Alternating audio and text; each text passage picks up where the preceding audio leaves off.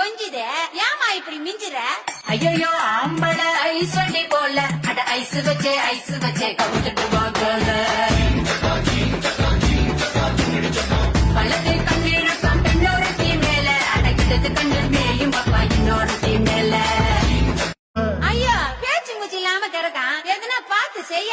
வாயில்லா பூச்சின்னு பாவம் பார்த்தா போச்சு, இவன் முத்தா கத்தி வச்சு என்ன கீச்சிடுவான் கீச்சி.